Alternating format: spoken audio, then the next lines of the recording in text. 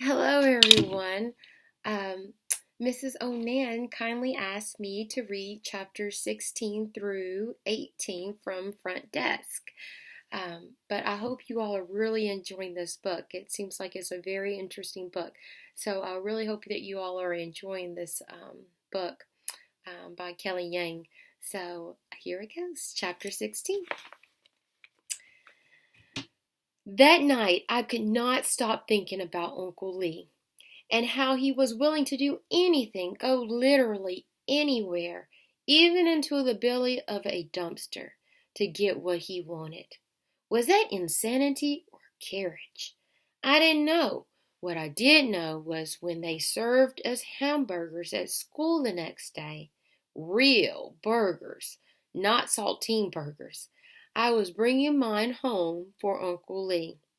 I didn't care how loudly my stomach protested.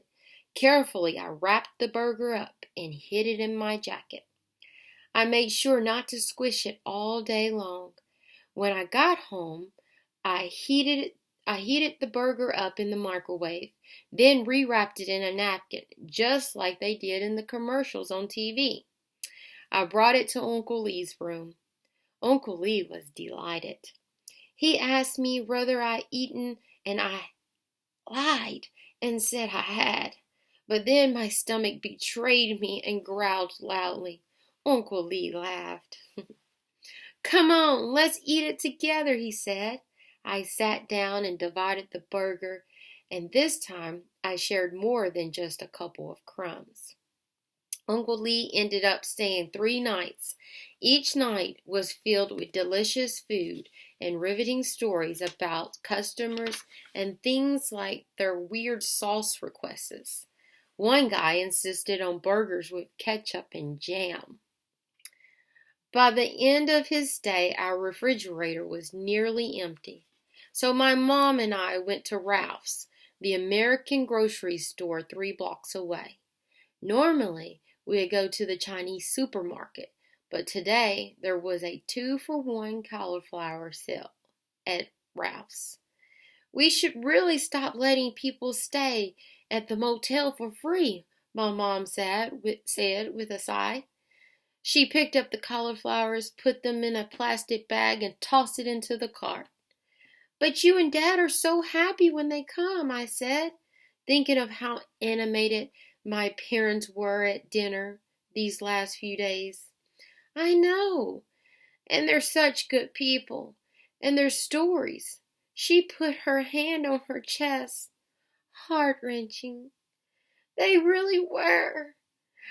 All week, I've been going back in and filling in all the details in my journal. They were fascinating, the stories, but I'm worried about Mr. Yao. My mom groaned. If he catches us. Her voice trailed off. I worried about that too sometimes. Mr. Yao hadn't come around for a week. We were due a visit any time. We should be careful, I said, reaching for a box of Honey Nut Cheerios, my favorite. I think I just have to put my foot down and say, no more visitors, my mom said. She looked at the items in the shopping cart, eyes lingering on my Honey Nut Cheerios. What? I always get them, I said. I picked up the box and held it close to my chest. I knew money was tight, but surely not no Cheerios. Tight, right? Right? Her pulse said it all. It's fine, she said, reaching for the box. Here, put that back in the cart. But I held on to it. I peered longingly at it. All those delicious honey-kissed circles on the box. The smiling bee that said nobody can say no to Honey Nut Cheerios. Well, I can think of one person. Me. Slowly, I put the box back up on the shelf. What are you doing?" my mom asked. "It's okay," I said. "You don't want it anymore." I shrugged. "I'm kind of sick of it." I turned away before my mom could see my eyes. That Sunday, as usual, my father and I loaded up the car with empty aluminum cans. You'd be amazed at how much soda people drank at the motel. My dad and I crushed the cans, put them into trash bags, and drove over to the local recycling center. I wished my mom could come too, but Mr. Yao had the rule about never leaving the motel unattended. The recycling center gave us $10 for the cans, which we took in exchange for pennies. Then we went over to the lake where we sat and went over them one by one, trying to find the one special penny we've been on the lookout for as long as I can remember. It was the 1943 copper alloy penny. My dad said it was worth $40,000. "At least," my dad insisted. "Maybe even more."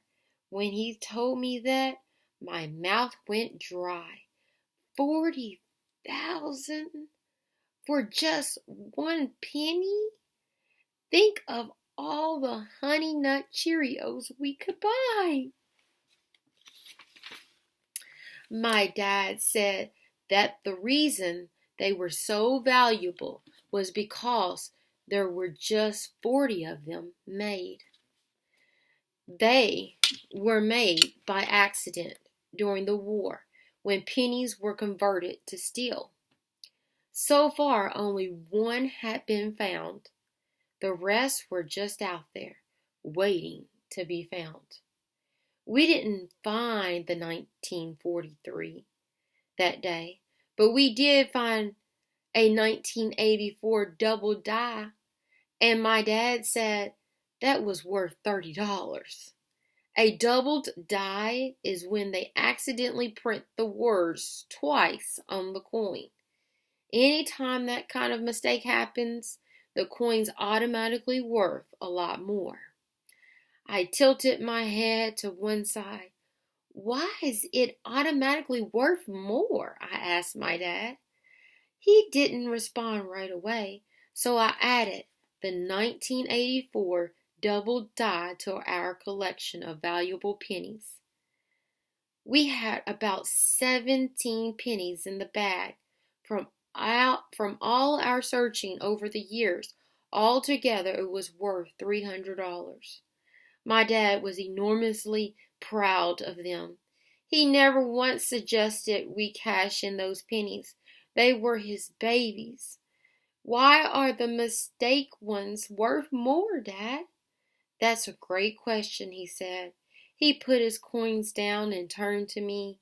"The fact that a penny can be worth 400,000 times more because of a mistake, what does that tell you?"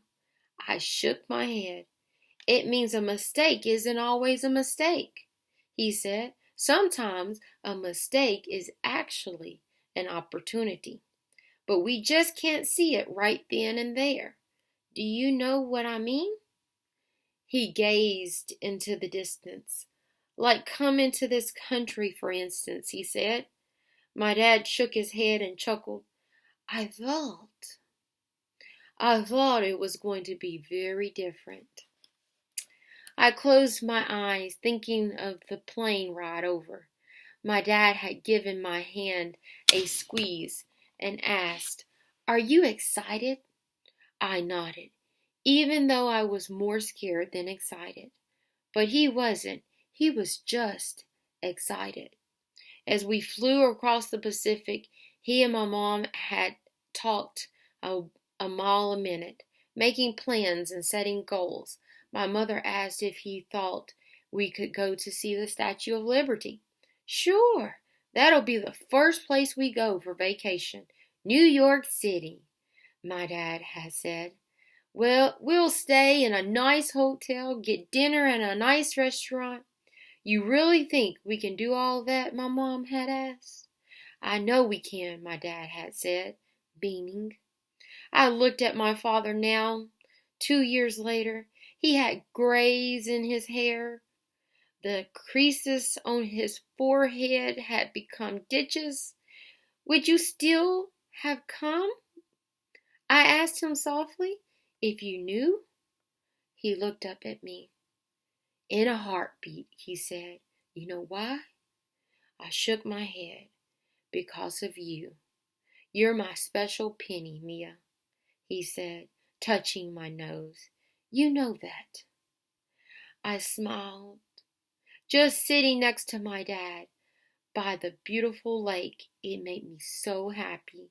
I decided right then and there it didn't even matter if we found the 1943, but it would be nice if we did.